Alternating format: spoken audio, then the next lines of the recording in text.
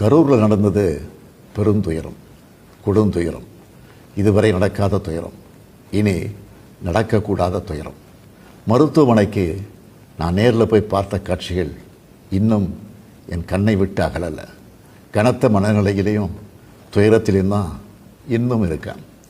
செய்தி கிடைச்சதும் மாவட்ட நிர்வாகத்தை முடுக்கிவிட்டு எல்லா உத்தரவுகளையும் பிறப்பித்த பின்னாலும் என்னால் வீட்டில் இருக்க முடியல.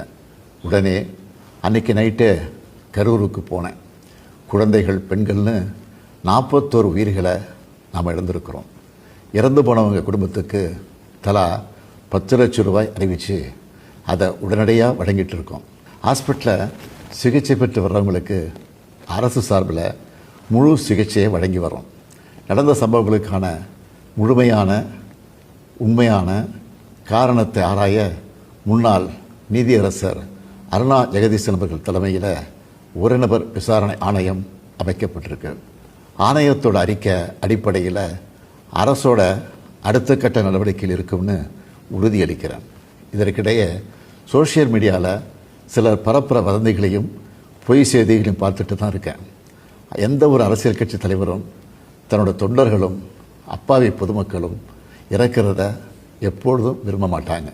இந்த சம்பவத்தில் உயிரிழந்தவங்க எந்த கட்சி சார்ந்தவங்களாக இருந்தாலும் என்னை பொறுத்த வரைக்கும் அவங்க நம்மளோட தமிழ் உறவுகள்.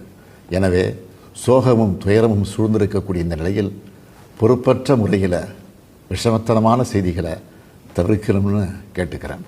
அரசியல் கட்சிகள், பொது அமைப்புகள் இது போன்ற நிகழ்ச்சிகள் நடத்தும்போது இனி வரும் காலங்களில் எத்தகைய பொறுப்போடு நடந்துக்கணும்னு என்ற விதிமுறைகளை வகுக்க வேண்டியது நம்ம எல்லோருடைய கடமை. எனவே நீதியரசரின் ஆணைய அறிக்கை கிடைச்ச பிறகு எல்லா அரசியல் கட்சிகள், பொது அமைப்புகளோடு ஆலோசனை நடத்தி இதற்கான விதிகள், நெறிமுறைகள் வகுக்கப்படும்னு உறுதியளிக்கிறேன். அத்தகைய நெறிமுறைகளுக்கு எல்லாரும் ஒத்துழைப்பு தருவாங்கன்னு நம்புகிறேன். மனித உயிர்களே எல்லாத்துக்கும் மேலானது. மானுடப்பற்றே அனைவருக்கும் வேண்டியது. அரசியல் நிலைப்பாடுகள், கொள்கை முரண்பாடுகள், தனி மனித பகைகள்னு எல்லாத்தையும் விலக்கி வச்சுட்டு எல்லாரும் மக்களுடைய நலனுக்காக சிந்திக்கணும்னு கேட்டுக்கிறேன். தமிழ்நாடு எப்போவுமே நாட்டுக்கு பல வகைகளில் முன்னோடியாகத்தான் இருந்திருக்கு. இதுபோன்ற நிகழ்வுகள் இனி எந்த காலத்திலையும் நடக்காமல் தடுக்க வேண்டியது நம்ம எல்லோருடைய கடமை. நன்றி, வணக்கம்.